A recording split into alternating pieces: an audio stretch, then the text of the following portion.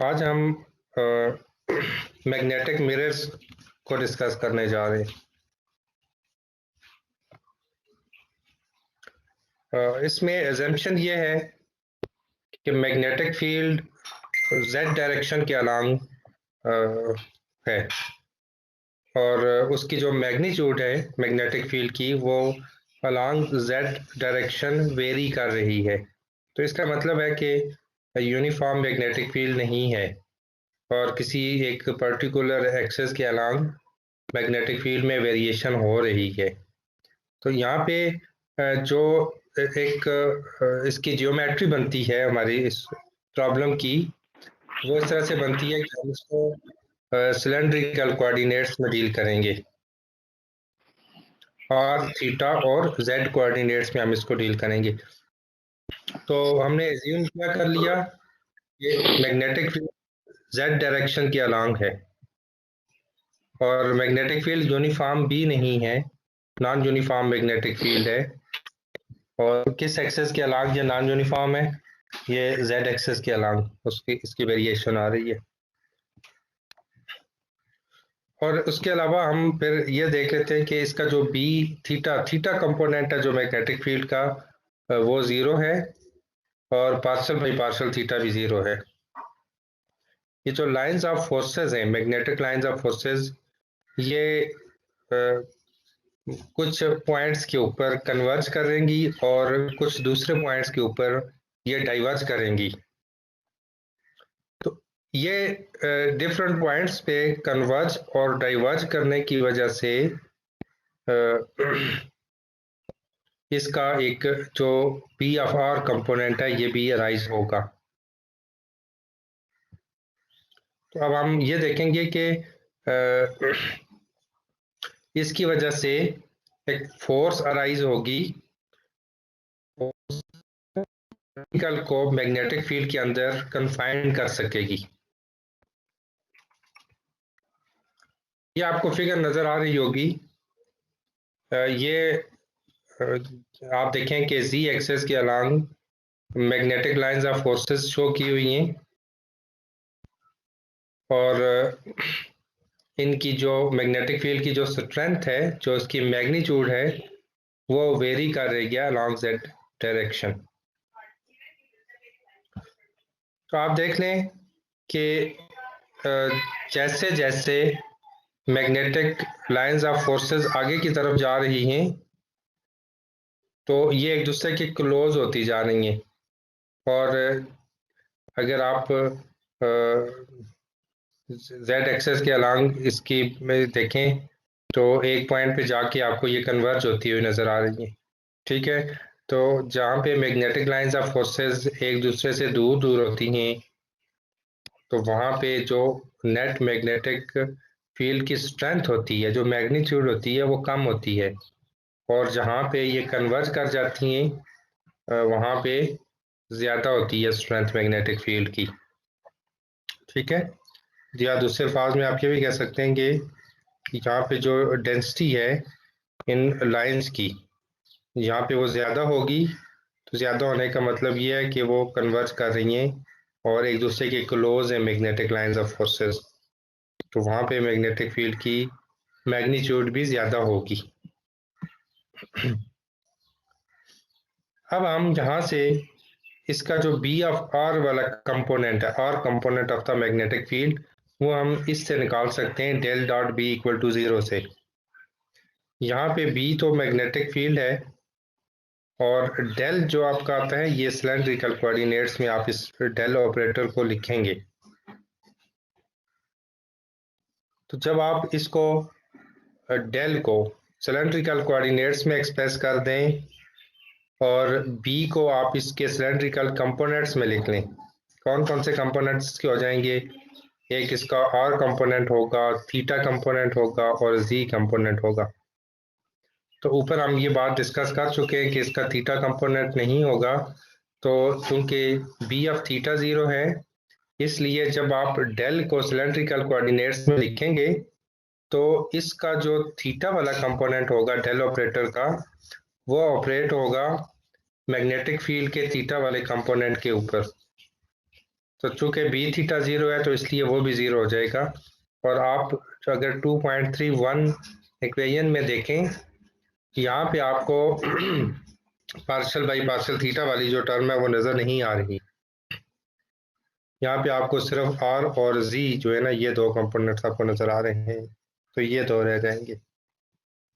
अगर हम ये कहें कि partial B Z by partial G, ये हमारे लिए नाउन हो अगर एट आर इक्वल टू 0 पे, ठीक है।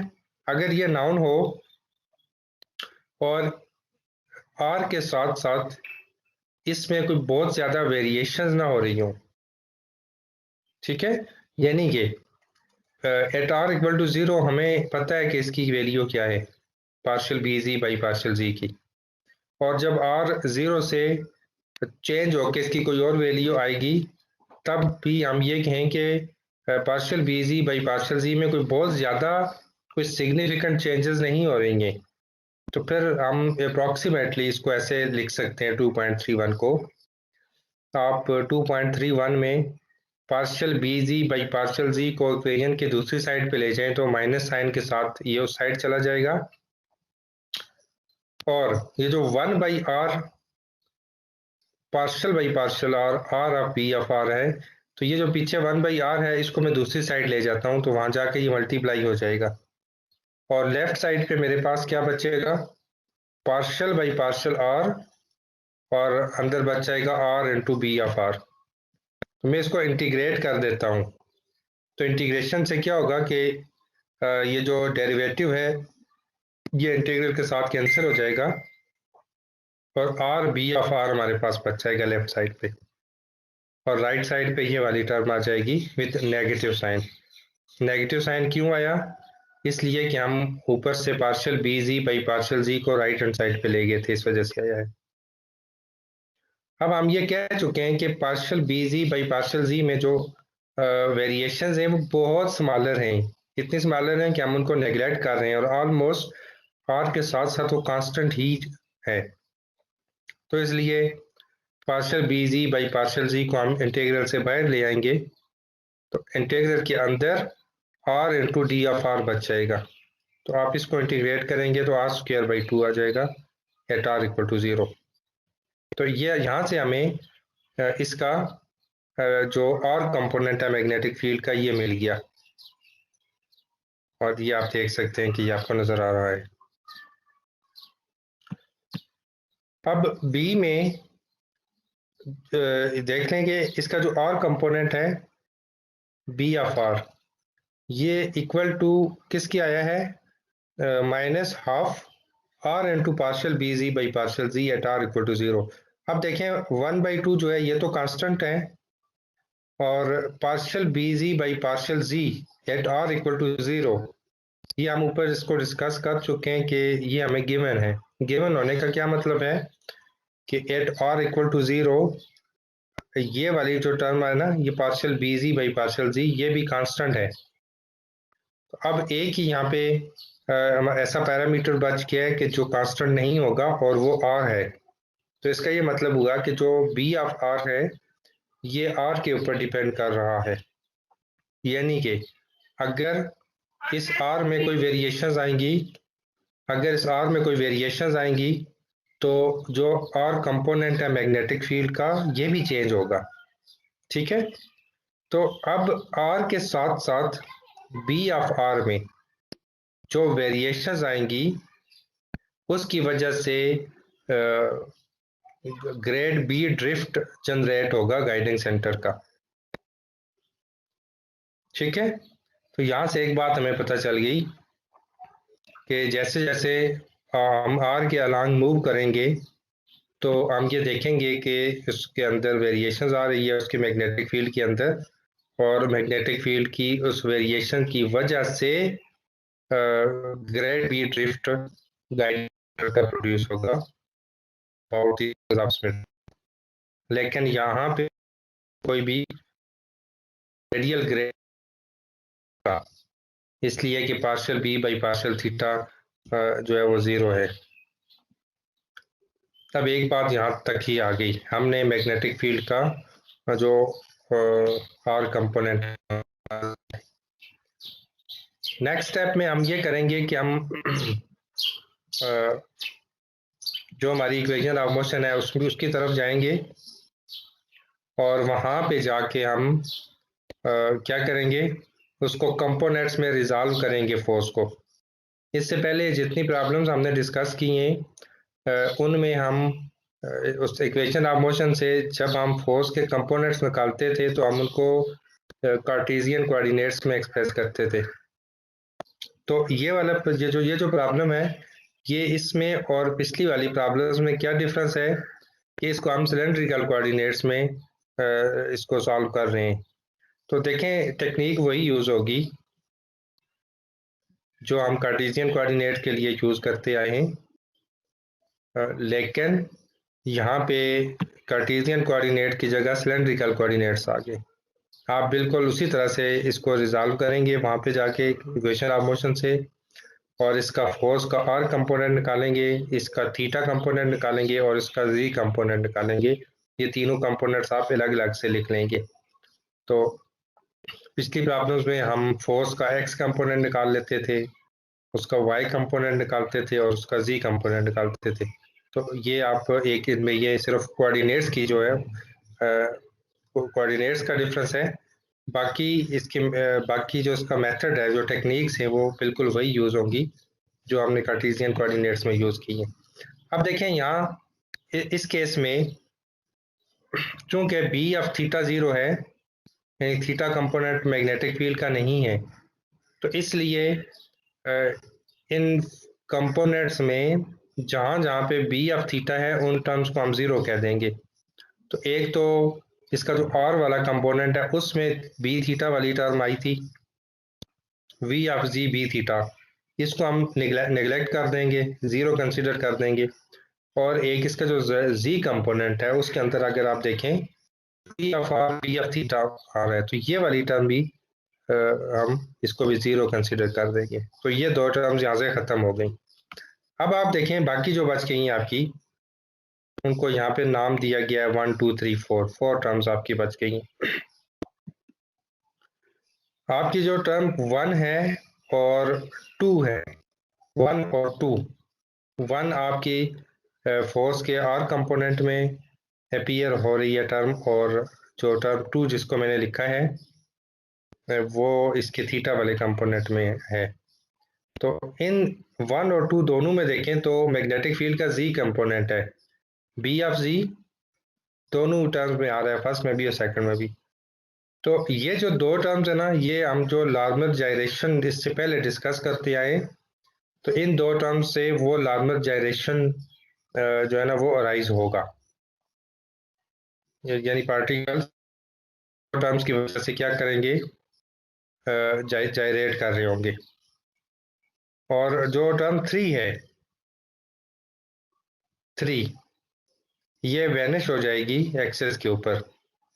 हम तो मतलब अगर ये वैनिश नहीं होती तो फिर इसकी वजह से एक एजीम्यूथल फोर्स राइज होगी, और उस एजीम्यूथल फोर्स की वजह से रेडियल डायरेक्शन में पार्टिकल्स जो गाइडिंग सेंटर होगा वो ड्रिफ्ट करेगा।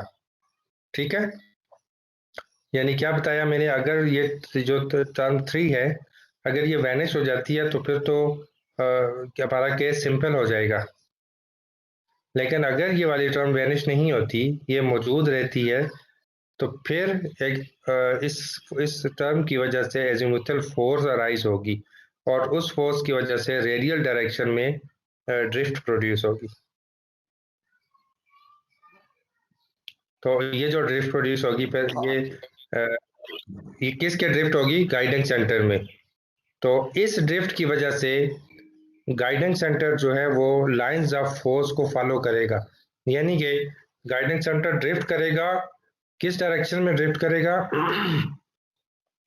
जिस डायरेक्शन में मैग्नेटिक लाइंस ऑफ फोर्सेस होंगी उसी डायरेक्शन में गाइडिंग सेंटर भी ड्रिफ्ट करेगा, इस टर्म की वजह से। अब जो लास्ट टर्म है टर्म 4, ये बहुत इंपॉर्टेंट है, इस पे हम डिटेल डिस्कशन करेंगे इस वाली टर्म के ऊपर।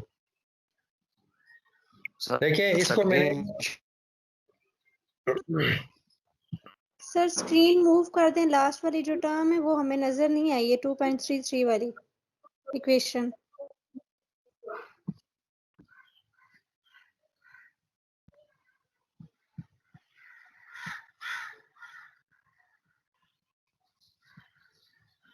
जी, इसको देखें, इसकी मैं बात कर रहा हूँ कि ये हमारे पास जो एफ ऑफ जी है ना, इसके अंदर फर्स्ट टर्म तो हमने कहा था कि ये तो ज़ीरो हम कंसीडर कर देंगे, इसलिए कि मैग्नेटिक फील्ड का जो थीटा कंपोनेंट है वो नहीं है। तो अब इसका बच के इसकी ये वाली टर्म बच गई जिसको मैंने फोर्थ का नाम दिया हुआ है। ये वाली जो टर्म है ये हमारे लिए बहुत इंपॉर्टेंट है, ठीक है। इसको लेकर हम सॉल्व करते हैं इसकी फोर्थ वाली टर्म को। ऊपर मैं आपको बता चुका हूँ कि जो टर्म फर्स्ट और सेकंड ये दो आ रही हैं, इनकी वजह से लार्मर जायरेशन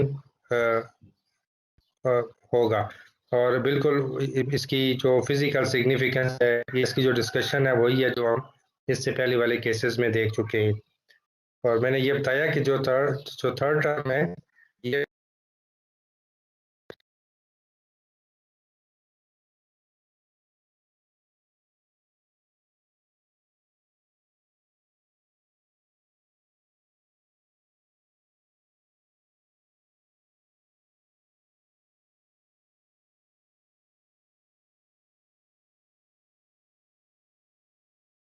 आवाज नहीं आ रही। आवाज नहीं आ रही आपकी।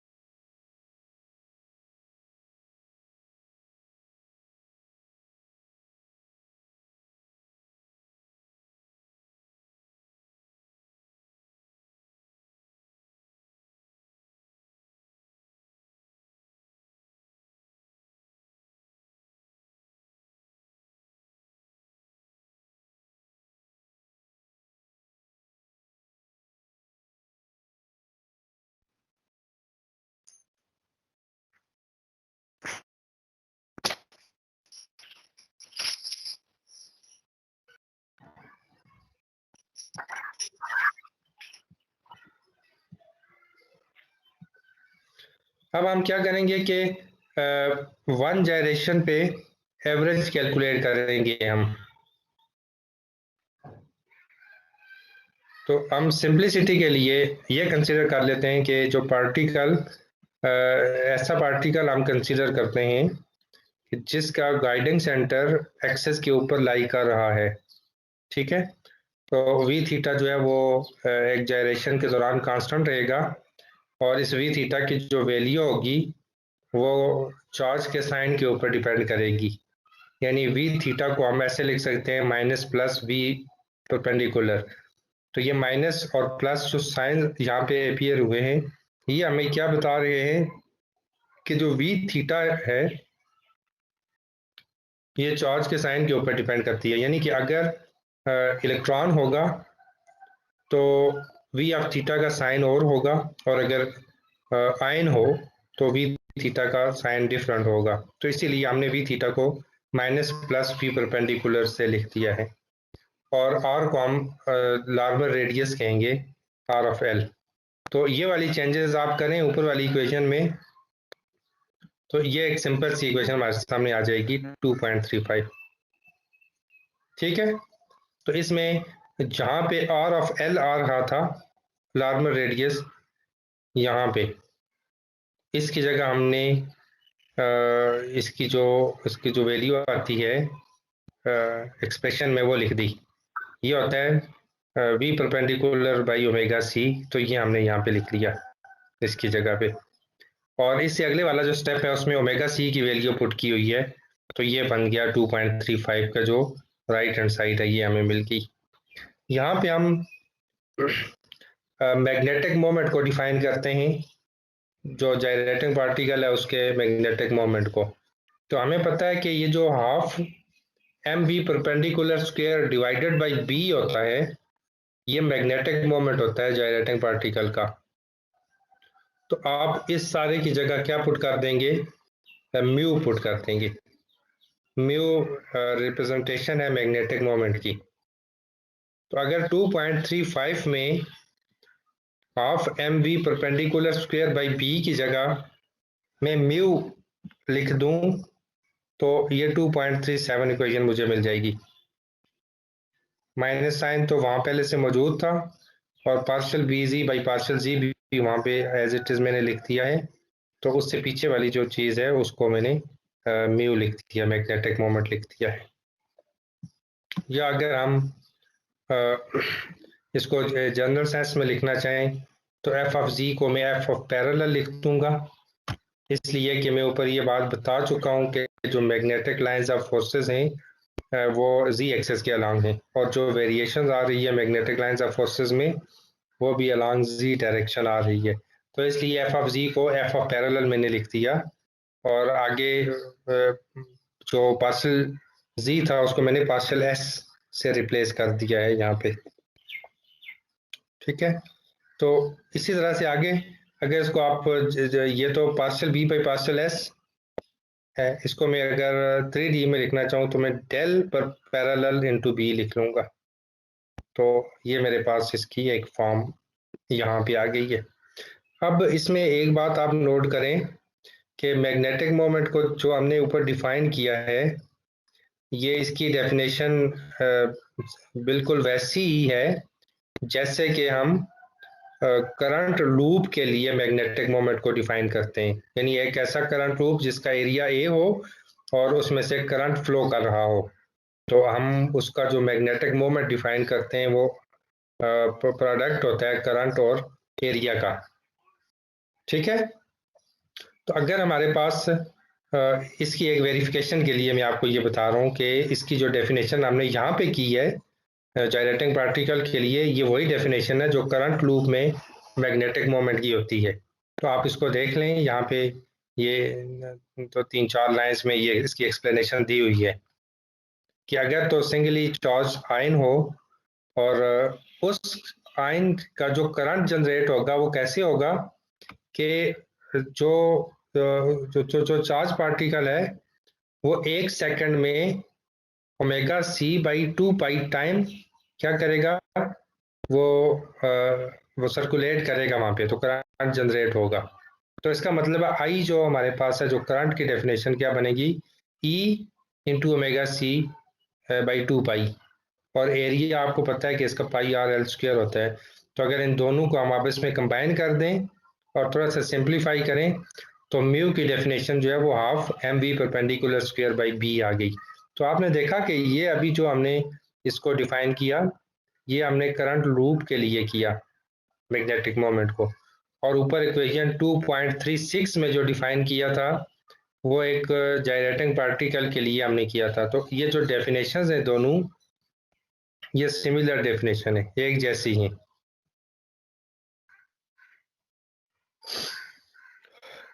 अब चूंकि जो पार्टिकल है वो उस रीजन में भी मूव जा रहा है कि जहाँ पे मैग्नेटिक फील्ड स्ट्रांगर है, और उसकी मोशन उस रीजन में भी है जहाँ पे मैग्नेटिक फील्ड वीक है। ठीक है, मैं क्यों कह रहा हूँ कि किसी रीजन में स्ट्रांगर है मैग्नेटिक फील्ड और किसी में वीक है, इसलिए कि हम जो केस डिस्कस कर रहे हैं उसमें मैग्नेटिक फील्ड स्ट्रेंथ चेंज हो रही है, यूनिफॉर्म नहीं है। ठीक है, मैग्नेटिक फील्ड स्ट्रेंथ जो है वो इनवेरिएंट है, इनवेरिएंट नहीं है, वेरिएंट है, वो चेंज होती है। तो चूंकि वो स्ट्रांगर और वीकर जो दोनों रीजन्स हैं मैग्नेटिक फील्ड के, वहाँ पे उस पार्टिकल की मोशन है, तो उसका जो लार्मर रेडियस है वो चेंज होगा। ठीक है, लार्मर रेडियस मैग्नेटिक फील्ड की स्ट्रेंथ पे डिपेंड करता है। तो स्ट्रांगर मैग्नेटिक फील्ड में लार्मर रेडियस की वैल्यू डिफरेंट आएगी और वीकर में और आएगी, लेकिन जो मैग्नेटिक मोमेंट है वो सेम रहेगा। कल वाले लेक्चर में भी मैंने ये बात डिस्कस की थी कि मैग्नेटिक मोमेंट जो है वो इनवेरिएंट रहेगा। तो यहाँ पे वही वाला जो थी थ्योरम मैंने लास्ट पे डिस्कस किया था वो अप्लाई हो रहा है। तो आप इस बात को इसका प्रूफ भी आप निकाल सकते हैं कि मैग्नेटिक मोमेंट जो है वो इनवेरिएंट रहेगा, और ये बहुत सिंपल सी थोड़ी सी लाइंस हैं जिनमें ये बात साबित की गई है कि मैग्नेटिक मोमेंट जो है वो इनवेरिएंट रहेगा। तो ये आपने इसको एक दफ़ा अपने हाथ से लिख के कर लेना है।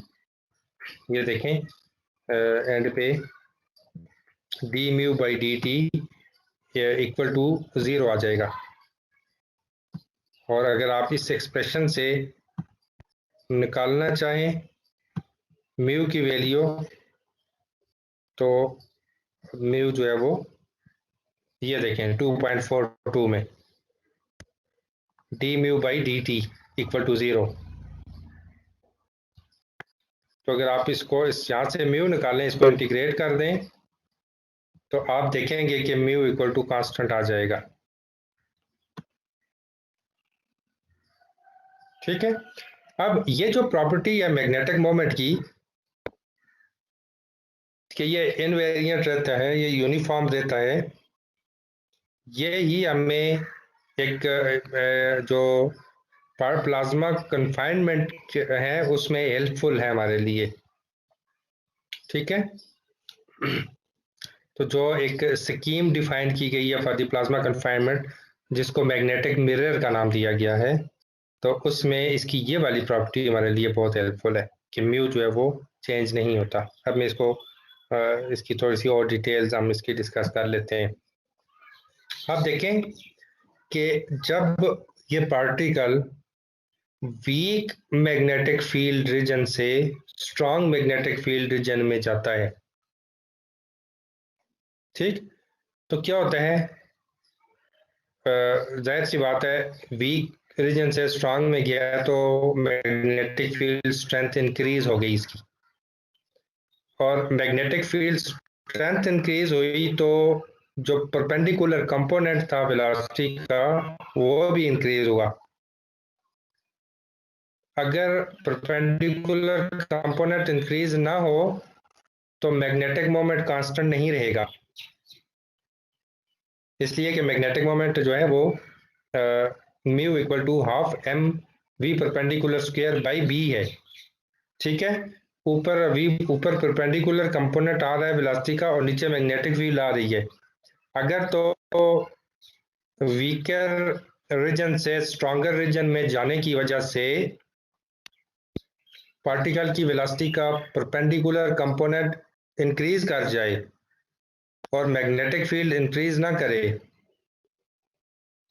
तब मैग्नेटिक मोमेंट जो है वो कांस्टेंट नहीं रहेगा।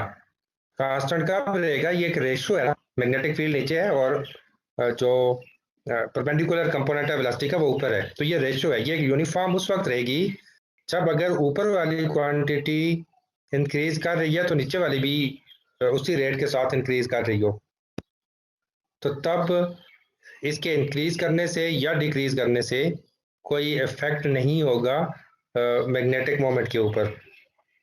तो इसीलिए हम ये बात यहाँ पे कह रहे हैं कि जब मैग्नेटिक फील्ड जब उसका परपेंडिकुलर कंपोनेंट इंक्रीज होगा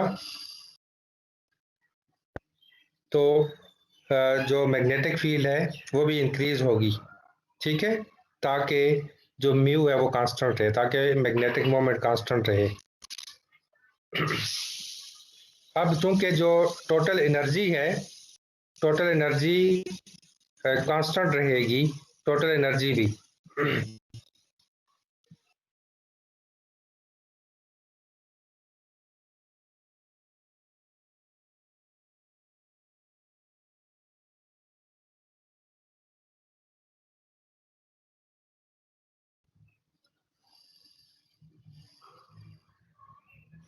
अच्छा, तो जो टोटल एनर्जी है वो चूंकि कांस्टेंट रहनी चाहिए, टोटल एनर्जी। तो अब आप देखें कि मैं ये कह रहा हूं कि स्ट्रॉन्गर मैग्नेटिक फील्ड के अंदर परपेंडिकुलर कंपोनेंट इंक्रीज करेगा, तो कंजर्वेशन ऑफ एनर्जी के लिए ये ज़रूरी है कि अगर परपेंडिकुलर कंपोनेंट इंक्रीज कर रहा है तो उसका पैरेलल जो कंपोनेंट है वो डिक्रीज करे, ताकि जो टोटल एनर्जी है वो उसकी कंजर्व रहे। अब अगर आप जो उसका थ्रॉट ऑफ द मिरर है वहां पे देखें जहाँ पे मैग्नेटिक फील्ड बहुत हाई है, बहुत स्ट्रॉन्ग मैग्नेटिक फील्ड है, तो इतनी स्ट्रॉन्ग मैग्नेटिक फील्ड के ऊपर जो इसका परपेंडिकुलर कंपोनेंट होगा उसकी वैल्यू बहुत ज़्यादा हो जाएगी और उसके कंपैरिजन में उसका पैरेलल कंपोनेंट इतना कम हो जाएगा कि हम उसको ज़ीरो कंसीडर कर देंगे।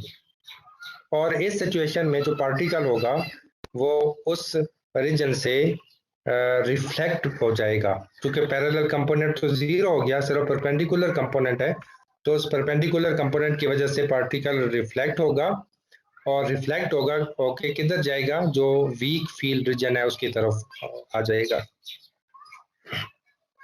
ठीक है। तो ये डेफिनेटली जो इसका एफ पैरेलल जो फोर्स होगी वो रिस्पॉन्सिबल होगी for the reflection of the particles उस रीजन से। अब इसमें अगर आप देखें, ये एग्जांपल के तौर पे ये एक फिगर आपको नज़र आ रही है, ये वाली, ये सिंपल पेयर ऑफ कॉइल्स हैं, ये दो कॉइल्स हैं, इनमें अगर आप देखें तो ये वाले जो रीजन है, ये वाले जहाँ पे मैग्नेटिक फील्ड लाइंस आपको करीब नज़र आ रही हैं, ये कॉइल्स हैं, तो जहाँ कॉइल्स आपको एक दूसरे के करीब नज़र आ रही हैं यहाँ पे मैग्नेटिक फील्ड स्ट्रेंथ बहुत ज़्यादा होगी, और ये जो सेंटर वाला रीजन आपको नज़र आ रहा है ना, मिड प्लेन, यहाँ मैग्नेटिक फील्ड वीकर होगी।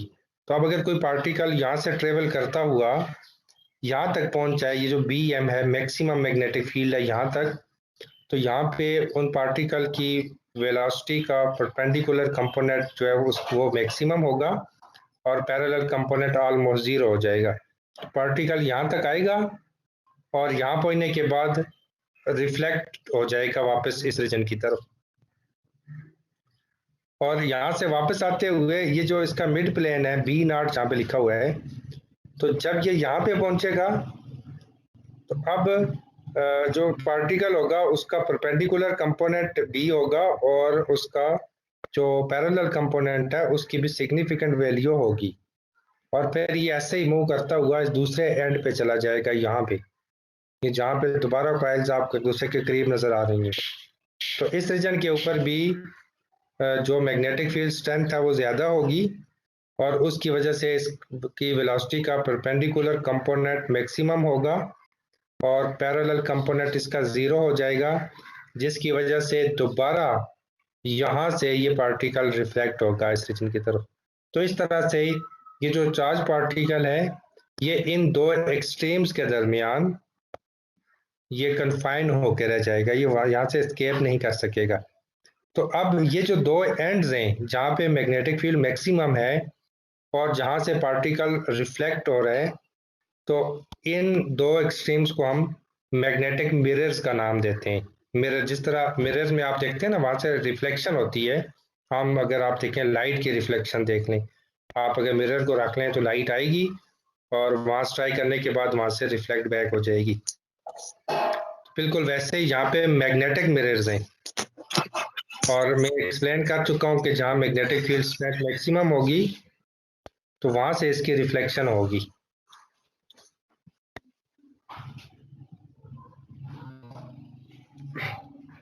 ओके, तो ये एक एग्जांपल के तौर पे मैंने आपको ये वाली बात समझाई है। अब इसमें जो ये पार्टिकल की कन्फाइनमेंट होगी या जो ट्रैपिंग होगी वो परफेक्ट नहीं होगी, ठीक है। अगर आप देखें कि एक पार्टिकल जिसमें v परपेंडिकुलर 0 हो, अगर परपेंडिकुलर कंपोनेंट वेलोसिटी का 0 हो जाए किसी पार्टिकल के लिए, तो उसका तो कोई मैग्नेटिक मोमेंट ही नहीं होगा, क्योंकि मैग्नेटिक मोमेंट का अगर आप एक्सप्रेशन देखें तो उसमें v परपेंडिकुलर स्क्वायर आ रहा है ऊपर। तो अगर परपेंडिकुलर कंपोनेंट 0 हो गया तो इसका मतलब होगा कि मैग्नेटिक मोमेंट 0 हो गया, और मैग्नेटिक मोमेंट जब 0 है, परपेंडिकुलर कंपोनेंट 0 है, तो फिर वो पार्टिकल इसका मतलब है मैग्नेटिक फील्ड की अलोंग ट्रेवल कर रहा है, यानी जिस डायरेक्शन में मैग्नेटिक फील्ड है उसी डायरेक्शन में उस पार्टिकल की मोशन भी है। तो वो मैग्नेटिक फील्ड के अलोंग ट्रेवल करते हुए कोई भी फोर्स फील नहीं करेगा, कोई फोर्स उसके ऊपर नहीं लगेगी, ठीक है। तो कोई पार्टिकल जिसमें small v perpendicular by v parallel हो मिड के ऊपर, एट द मिड का मतलब है जहां b equal to b nought है, ये अभी मैं आपको नीचे शो कर चुका हूँ। तो इसके पास भी ये पॉसिबिलिटी होती है कि ये एस्केप कर दे, अगर तो ये जो मैग्नेटिक फील्ड है ये बहुत लार्ज इनफ ना हो।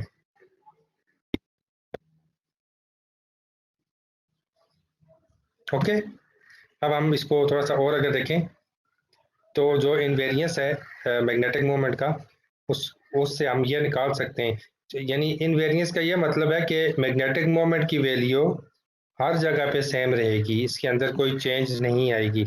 तो फिर आप यूं लिख सकते हैं कि half M P perpendicular nought square by B not.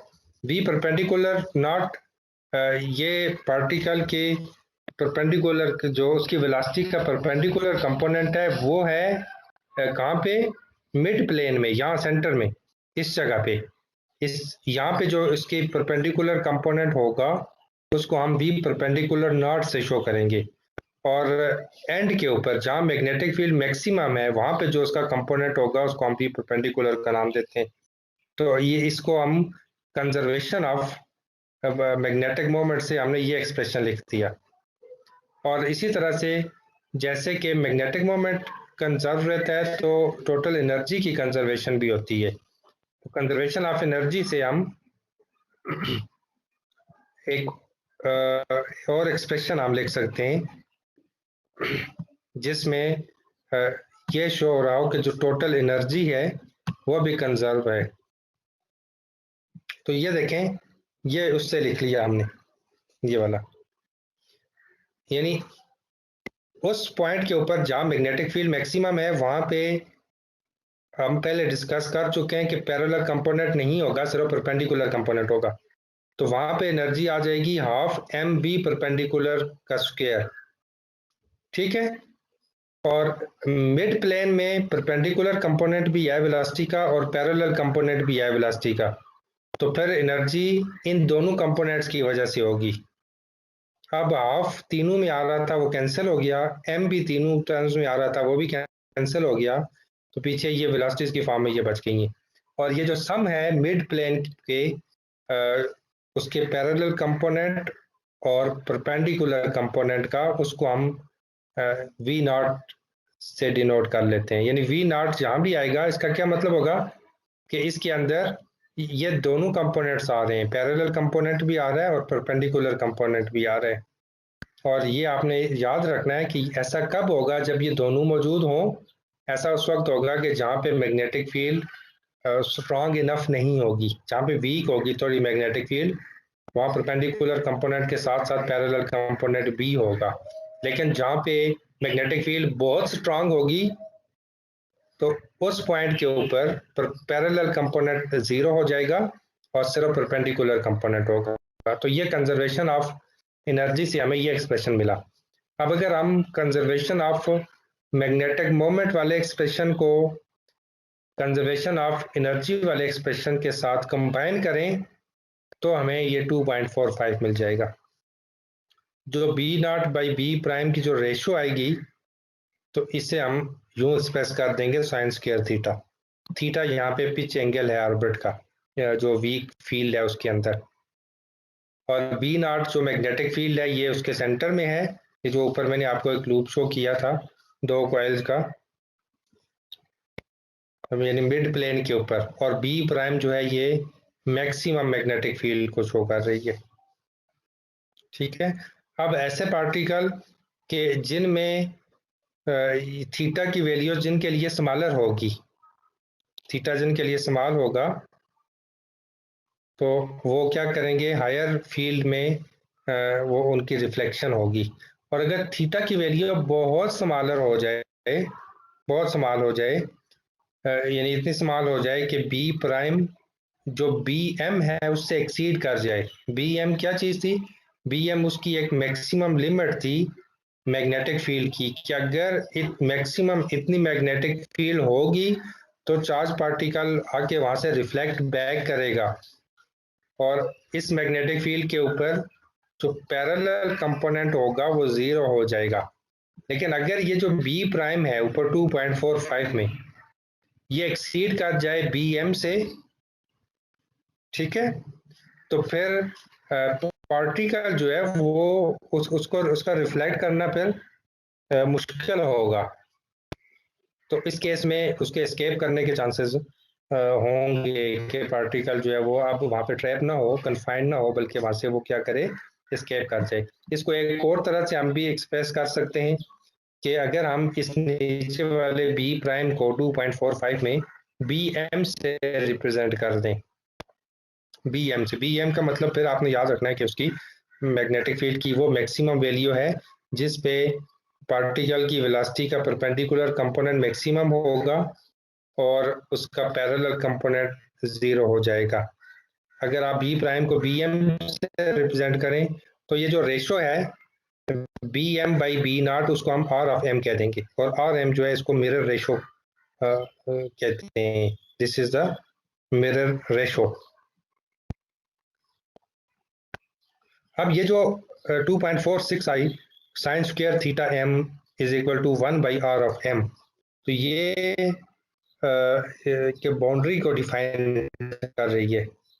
ठीक है, वेलोसिटी स्पेस के अंदर एक रीजन है, एक कोन शेप का रीजन है, कोन जिसको लास्ट कोन कहते हैं। ये मैं आपको अगर शो आपको ये देख लें, ये आपको नजर आ रहा होगा, इस तरह की कोन बनेगी ये वाली, तो इसको लास्ट कोन कहते हैं।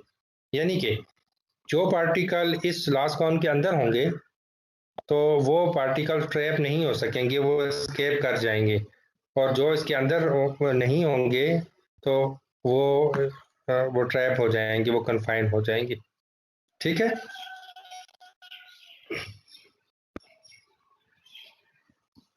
देख लें कि जो लास्ट कोन है ये इंडिपेंडेंट है चार्ज से भी और मेस से भी। 2.46 के अंदर चार्ज भी इन्वॉल्व नहीं हो रहा और मेस भी इन्वॉल्व नहीं हो रहा। तो अगर तो कोलिजन्स ना हो पार्टिकल्स की, पार्टिकल्स अगर आपस में कोलाइड ना करें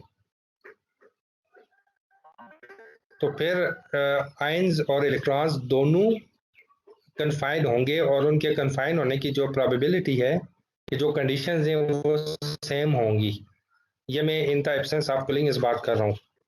लेकिन जब कोलिजन्स होंगी तो फिर पार्टिकल जो है, कुछ पार्टिकल्स वहाँ से क्या करेंगे, escape करेंगे ठीक है, तो पार्टिकल का लॉस होगा वहाँ से। और ऐसा क्यों होगा?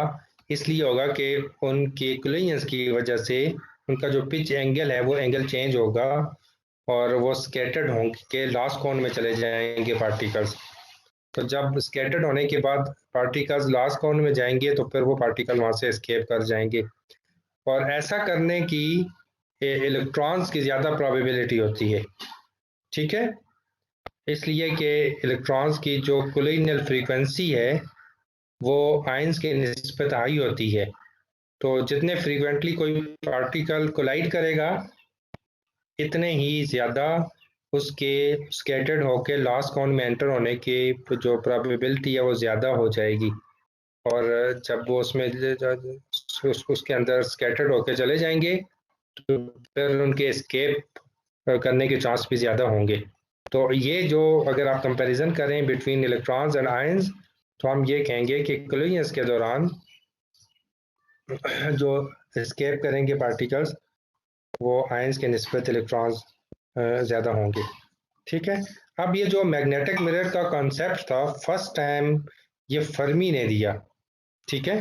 कॉस्मिक रेज के जो थी ना उनको एक्सेलरेट करने के लिए एक मैकेनिज्म उसने डिफाइन किया था और उसमें उसका कॉन्सेप्ट ये था कि जो चूंकि कॉस्मिक रेज के अंदर चार्ज पार्टिकल्स भी होते हैं, प्रोटॉन्स होते हैं, तो प्रोटॉन्स जो हैं वो उसने कहा था कि मैग्नेटिक मिरर से बाउंस होंगे, बाउंसिंग। और उस रिफ्लेक्शन के दौरान हर दफा जब पार्टिकल्स मैग्नेटिक मिरर से रिफ्लेक्ट बैक होंगे तो हर टाइम उनकी एनर्जी इंक्रीज होगी, हर टाइम वो एनर्जी गेन करेंगे, ठीक है। ये एक कॉन्सेप्ट था उसका फर्स्ट टाइम जो उसने प्रपोज किया था कॉस्मिक रेज के लिए। अब इसकी जो एक और एग्जांपल हम ले सकते हैं मैग्नेटिक मिरर की, तो वो जो वैन एलन बेल्ट्स है उसके अंदर पार्टिकल्स जो चार्ज पार्टिकल्स हैं उनकी कन्फाइनमेंट है, ठीक है। जो अर्थ है हमारी, अर्थ की मैग्नेटिक फील्ड वो पोल्स के ऊपर स्ट्रांग होती है मैग्नेटिक फील्ड और इक्वेटर पे वीक होती है। तो ये एक नेचुरल मिरर हमारे लिए ये बनाती है, यानी जो उसके अंदर पार्टिकल्स हैं उनकी ट्रैपिंग होती है। तो चूंकि पोल्स के ऊपर मैग्नेटिक फील्ड स्ट्रांग होती है तो जब चार्ज पार्टिकल्स ट्रेवल करते हुए पोल्स तक पहुंचते हैं तो वहाँ पे उन पार्टिकल्स का जो परपेंडिकुलर कंपोनेंट है वो मैक्सिमम हो जाता है और इतनी स्ट्रांग मैग्नेटिक फील्ड होने की वजह से जो पैरेलल कंपोनेंट है उनका वेलोसिटी का वो ऑलमोस्ट जीरो हो जाता है, जिसकी वजह से पार्टिकल्स के वहाँ से एस्केप करने के चांसेस ख़त्म हो जाते हैं और वहाँ पहुँचने के बाद उन पोल्स से पार्टिकल्स रिफ्लेक्ट करते हैं और दोबारा इक्वेटर की तरफ आते हैं। और जब वहाँ पहुँचते हैं मैग्नेटिक फील्ड वीक है तो दोबारा से वहाँ मैग्नेट उसका जो पैरेलल कंपोनेंट है वेलोसिटी का उसकी वैल्यू भी होती है और परपेंडिकुलर की भी होती है और फिर वो हाई मैग्नेटिक फील्ड वाले रीजन में दूसरे पोल की तरफ चले जाते हैं और जब सेकंड पोल के ऊपर जाते हैं तो दोबारा से वहाँ मैग्नेटिक फील्ड स्ट्रांग इनफ होने की वजह से उसका पैरेलल कंपोनेंट वेलोसिटी का जीरो कर देती है और परपेंडिकुलर कंपोनेंट मैक्सिमम कर देती है। दोबारा से दूसरे पोल से भी वो पार्टिकल्स रिफ्लेक्ट बैक होते हैं। तो इस तरह से आज के जो दो पोल्स हैं उन दोनों पोल्स के दरमियान पार्टिकल्स कन्फाइन होकर रह जाते हैं। एक पोल्स पे जाते हैं तो वहां से रिफ्लेक्ट होकर दूसरी साइड दूसरे पोल की तरफ ट्रेवल करना शुरू कर देते हैं और जब ये दूसरे पोल पे पहुंचते हैं तो वहां से फिर उनकी रिफ्लेक्शन होती है और ये पहले वाले पोल की तरफ चले जाते हैं। तो इस तरह से इन दो पोल्स के दरमियान मोशन जारी रहती है और ये पार्टिकल्स वहां से एस्केप नहीं कर पाते, उनके दरमियान ही कन्फाइन होकर रह जाते हैं। तो ये एक इसकी नेचुरल मैग्नेटिक मिरर की एक एग्जांपल है जिसको हम ये इस तरह से ले सकते हैं।